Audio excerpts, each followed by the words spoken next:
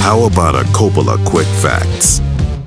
There are a lot of quick facts for this movie. I'll say, I think because it's Marvel and because it was a blockbuster, and I feel like it was a pretty popular performance from Nic Cage. Even now, I think people, when they think of Ghost Rider, they think of Nic Cage. Mm-hmm. This movie was in development since 1992, which is crazy to me. Like, how would you have pulled off these effects in 1992? Originally, a lot practical.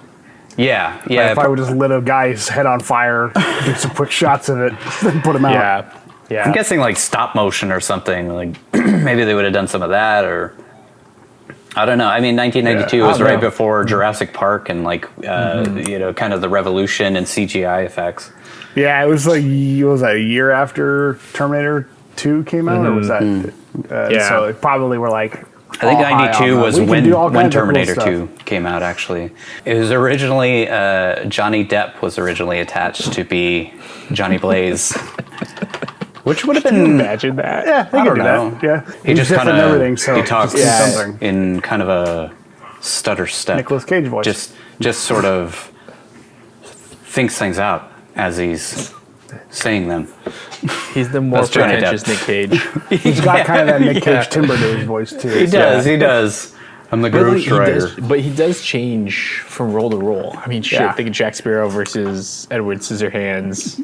I could say the same thing about Nic Cage. He definitely...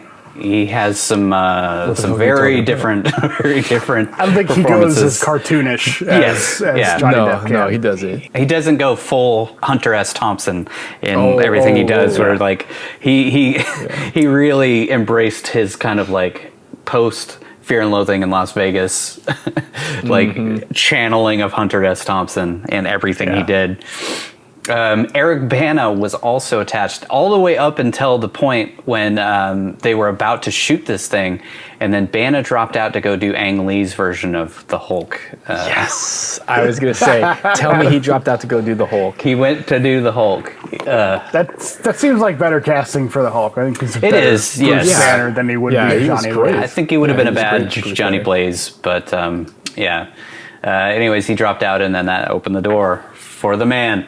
It was originally set to begin filming in late 2003, early 2004, but Nic Cage had to take a leave of absence to go film The Weatherman, which, thank God he did. Thank God he did. Yeah. It's no wonder why he had kind of a, middle of the road performance, because he had used up all his energy in The Weatherman. He nailed it in Weatherman, and he was just that exhausted. could have been pretty draining. Do you appreciate that movie now, Nigel? Still absolutely love The Weatherman. I still appreciate it. I just don't like it that much. So that ended up delaying things to February 2005. Is when they actually started filming. It makes sense why I thought it was like a 2003, 2004 movie. It was probably would have been the same if it had released then. Yeah. They ended up canning it for a year, like just putting it on the shelf for a year.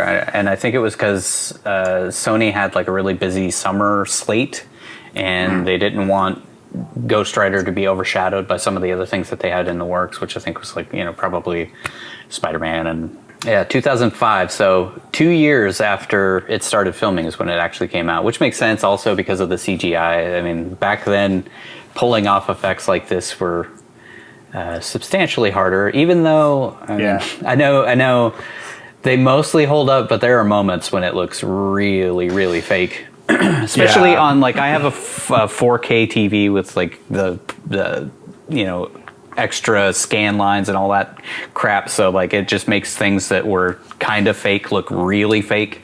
I was about to say the same thing. I have a 4K monitor I watched it on, and it looked good, but you could definitely tell where the CGI had aged. Looked a little video gamey at times, but Fire is really hard to do. I remember watching the behind the scenes on on the Lord of the Rings, and they pretty much figured out how to do CG fire for that movie. It hadn't really been done effectively in movies before, and that was only 5 years before this movie came out. So I would say it was impressive. More the skull effect that threw me off than the fire effect. They talked about the fire, how it was done on the commentary, and they took actual fire and filmed it in front of a black background, and then they keyed it out and then kind of like layered it in different spots, and like they came up with the idea of like the color changing to kind of depict his moods, because he didn't have any facial expressions, but like it would go blue when he was more soft, and like when he's talking to Roxy and stuff. And they said that was the hardest part, because filming blue flame in front of a black background was extremely difficult. Because usually the blue will only show up if you have light in behind it, so you can see through it. Yeah, they had to come up with some pretty cool stuff for this movie. I definitely give him a lot of credit for the effects then, because like the demon, like not the demon effect, the skull effect was rough. It aged poorly, but like the flames, I was really impressed, and now knowing what they did to create that, it definitely makes me appreciate the effects even more. Mm-hmm. I mean, it's real flames, but that's cool. The funny thing about the skull is that is actually a computer-generated skull that was based off of a 3-dimensional X-ray taken of Nicolas Cage's skull. I'm sure they changed the eyes and stuff, but like it's actually his skull, which is pretty fucking cool. This so we have been just completely making fun of Wes Bentley as we've been talking back and forth for his performance in this, but this kind of makes it make sense a little bit. According to an interview he gave in the New York Times in 2010, this movie was made during the middle of his decade-long serious addiction to cocaine and heroin. He said in that interview that he only accepted any movie roles during that time so that he would have money to buy enough drugs, which also explains why he just disappeared for all those years, where he just would kind of like pop up sporadically. Which I think he got clean about the time that he did the first, I think it was maybe the first or the second Hunger Game movie. That was his sort of comeback, which he's kind of on the rise again, but not nearly as much heat behind him as he had back then. I mean, post American Beauty, he was like touted as the next like big leading man in Hollywood and stuff, and then oh man, he really screwed that up with this movie. That's crazy. Yeah, that's crazy. I didn't know he had an addiction problem, but it makes sense. I didn't know he could act. I've never seen him in anything. I haven't seen American Beauty, so he's great. He's great in American Beauty. Yeah, he's great in it. I thought they just cast some random guy to play this, and then we're like, "Whoa, that was blackball that guy forever." No, this is a shock, because in American Beauty, he delivered a really good performance. It was subtle, but like there was a lot of depth to the character. Yeah, this movie, I totally understand why now, because he was just there for the paycheck. In the commentary, the director said that they chased after Wes Bentley specifically for this role, which is really surprising to me based on what Blackheart is like in the comics. I mean, he's he's nothing like Wes Bentley at all. But like, they had a bunch of other people that they were lining up to potentially play the role, but they said like Wes Bentley.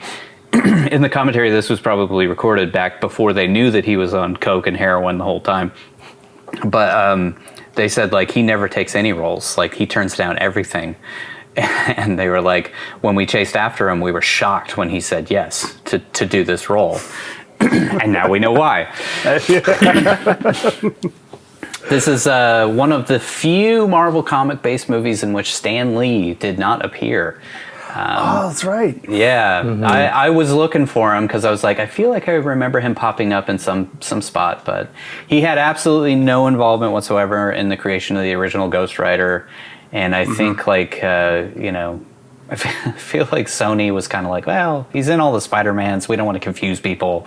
I don't know. I don't know what the thought process was. I don't think that had become as much of a meme at the time. Like, I'm sure if you made it a couple years later in the MCU, he would have been in it. But at the time, it was more like, it's funny. He made Spider-Man, so he's in the Spider-Man movies. But there wasn't probably a drive to get him in all the other movies. No, because I don't remember him being in the Eric Bana Hulk. But I don't think so. Much of that movie either. I think it was mainly just a Sam Raimi nod to Stan, and then obviously Marvel taking over and creating their own studio. It was like, hey, we gotta cameo him because people love it. Yeah. Yeah, I've like emotionally repressed that Ang Lee Hulk movie. I don't remember anything about it. When I think about it, I just thought it was a weird choice to have the Hulk trapped in a boat in the middle of the ocean with a tiger. I thought that was a weird choice, but it was a great movie. The only thing I remember, like every time I think of that movie, it's just Nick Nolte eating electricity, chewing on these power cables. Saddle up, pilgrims. Oh God! This is the film debut of Rebel Wilson. Which she kind of steals the show when she pops up. I love her little her little gangster her fucking sign. When she runs off, just her physical comedy is fucking amazing. Yeah, my wife and I were like, "Is that Rebel Wilson?" Like, yeah. What? This was filmed in Australia, of course. Was filmed in Melbourne, so it makes sense that I think she was probably like local casting, and she kind of got her big break. And that she ended up in the trailers with her little like gang sign thing that she flips and her description of Ghost Rider. I remember that specifically. So like her little bit part that probably wasn't going to turn into anything. I bet you she was only in that mugger scene, and then they ended up were like, oh my god, this chick is hilarious. Let's throw her into another scene. So I think her career might have been started because of this movie, which is kind of crazy to think that. Very possible. Rebel Wilson, that's awesome. Started from Ghost Rider. Awesome. Yeah, because you could think she could throw those two scenes on a demo reel and comedy. And they're like, wait, they're like, you were in Ghost Rider? Yeah, here's my scenes. That was the best part. Those were the best. That's the only part of the movie that was good.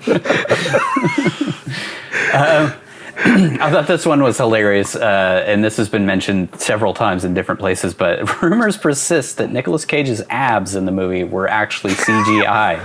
But writer-director Mark Steven Johnson refutes this, and so does Nic Cage. Nic Cage was like, I had to work out 5 hours a day on shoot days, and then I had to work out all day long on the weekends, and these assholes are like, you had fake abs, there's no way that was you.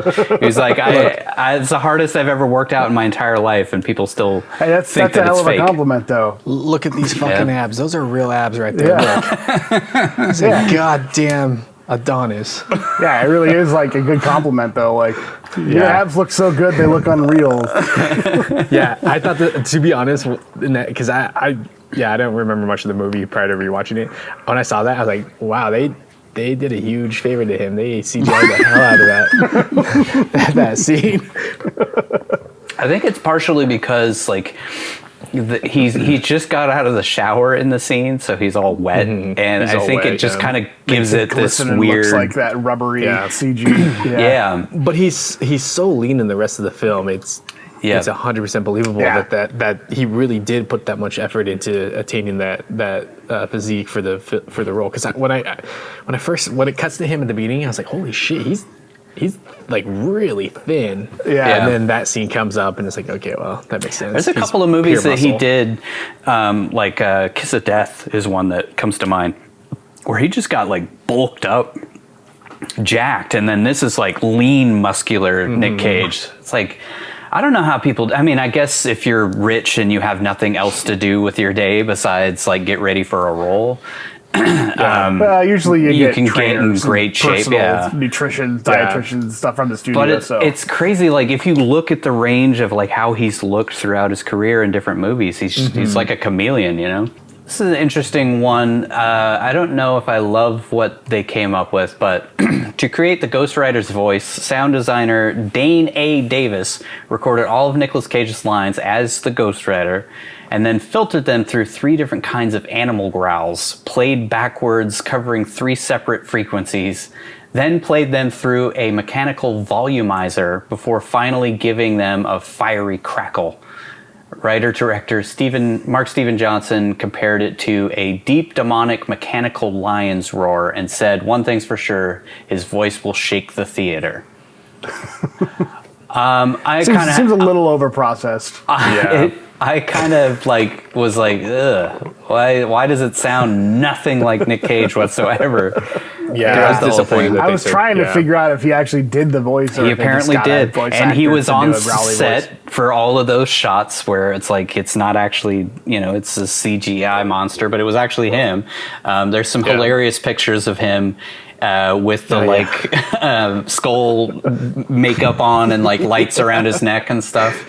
So it was all him doing the role, but his performance is completely lost. I mean, because the voice doesn't sound like him, and it obviously doesn't look anything like Nic Cage when he's, you know, Ghost Rider. Yeah. But what's funny, and I kind of have a question about it, and I think it comes up in the breakdown, is Sam Elliott's voice just sounds like Sam Elliott when he's the Ghost Rider. So, like, why didn't you do the same treatment for his voice? You just did it for Nic Cage. His voice is already deep and rumbling. I guess. Like, his voice already rumbles the theater. I also bet there's a clause in his contract that says you cannot alter his voice because that's part of his identity. Yeah, that's his identity. It's iconic. You don't mess with the dude. Nicolas Cage's hairpiece required 3 hours to apply every day, which if you look at him from that era, 2007 or so, like his hair is pretty thin. So yeah, they had to put that, like, I don't know if they were trying to match the young actor that like played him, you know, before, or what was going on with that hair. But like, I guess it matches the comics a little bit, but at the same time, it's like he's blonde in the comics. It just doesn't make any sense. Why did you do that? Why even bother? Yeah. I guess he had to look younger, maybe. Well, it didn't work. It just it distracted me, especially with the cut from the kid to him. I was like, whoa, yeah, that's a wig. The Caretaker / Carter Slade Ghost Rider is a tribute to the original Marvel Comics Ghost Rider, now called the Phantom Rider to avoid confusion. However, the character in the comics is a regular human who wears a white costume and rides a painted horse, both covered in phosphorus for a glowing effect, which I think is pretty cool. It'd be interesting to see that take in a movie at some point. Yeah, a little disappointing compared to like a guy who's a demon from hell who could just trigger fire and is a skull man. But it would be interesting. I think it would be an interesting, maybe like a series or something, because it's just a person. I think it would be kind of cool to see that. I was gonna say that was from the 40s that character came out. Yeah. So yeah, made a little more sense back then. Just have a guy painted white. Yeah, no, and the westerns were really popular back then, so making it a western was cool, and then they updated it to make him a biker. Look like a ghostly guy. Yeah. Eva Mendes intentionally gained weight for her role as Roxanne Simpson because she shares very little resemblance to the comic book version of her character, which if you look, she really doesn't. Yeah. Ava stated that the least she could do for fans was be as voluptuous as the comic version, and I gotta say, she pulled that off really, really well. That was one of the highlights of the movie. Thing from her character. Yeah, pretty much. Yeah. 15 years later. I don't think that would hold up today. A female actress being like, let me just put on some weight to look like this unrealistic. I needed as many image. curves as possible to do this character. Yeah. I mean, I'm sure they still do it, but they wouldn't openly say that they did that. Yeah, exactly. It was Nicolas Cage's idea to cast Peter Fonda as the villain, which Peter Fonda is like a family friend to the Coppolas, and he of course worked with him in his stellar performance. Peter Fonda really stole the show in Deadfall. Just was excellent in every scene. One thing I could say is, like, if you look at the quality of the acting of the villains, Peter Fonda really sticks out. I mean, he is night and day better than any of the other villains in this movie. I mean, just blows them out of the water. Yeah, I was disappointed that he didn't have a bigger role. Yeah, and I was really disappointed that he didn't tell Johnny he was being a hothead. Well, Sam Elliott had to do the bonehead one, so we had to pick and choose one, Hey, bonehead. The movie was originally budgeted at $65 million, but soon the production costs went up once Nicolas Cage came on board and demanded a hefty fee to play the lead. But he also demanded that the Ghost Rider had to look photorealistic in post-production, which increased the budget costs even more. The production then hit $110 million, which is almost double what they originally projected. Oh my God. So Nicolas Cage is responsible for $55 million increase in the budget of this film. Wow. Which, I would... if it was me playing the role and they were like, yeah, we're just going to put together this CGI skull monster, I would probably demand, like, this has to look real, like, if we're going to make this movie. Yeah, you got to think that was back in the time when it was a little harder to make things like that look real. So studios would have probably cheaped out and made it look even worse. So, yeah. Now they just farm it out to overseas CG companies to just do it, and they can make anything look cool. They can make anything look good now. If the Ghost Rider effects in the Agents of S.H.I.E.L.D. TV show looked great, and that, didn't have anywhere. I haven't actually looked at those in the process of this, but I kind of wish I would have, just to see the difference between 2007 and, I thought that looked pretty cool. I liked it a lot in the show. I liked that character a lot. Yeah, I'll have to check it out.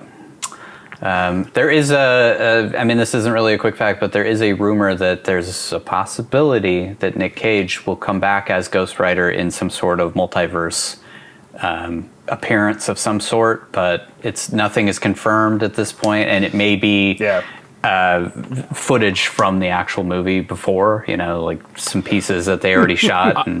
I hope not. I hope with this upswing he's having and the rave reviews he's getting from Pig, I really hope that Marvel realizes this is the time to bring him back and to do Ghost Rider justice. I also think, though, that would play against it, because even if it's just for a cameo part, he's going to cost a lot to bring in just for a little bit thing in Doctor Strange 2 or whatever. So they probably won't do it because of that. He's also almost 60, so yeah. I mean, if I don't think he's going to come back and play him in any movie or expanded capacity, but he could have a cameo in something. But at the same time, that's a super expensive cameo for nothing more than hey, it's Nicolas Cage, I would be happy for the dozens of people who liked the Ghost Rider movie. The way that Marvel structures a lot of these contracts now is they can work it so that he makes money on the back end. They could. And then also, he's a big fan of comics, so he may just do it because he wants to do it again. But there's also his Disney contract. If he comes back for National Treasure 3, that's right. They could work that into a 3-picture deal or something, and then he could show up as a good point. Yeah. Ghost Rider cameo. They could Robert Downey Jr. it.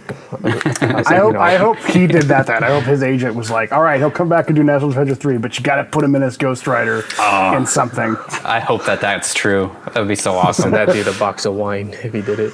Not like a box of bottles of wine, but literally a box of wine. The cheapest thing I could find.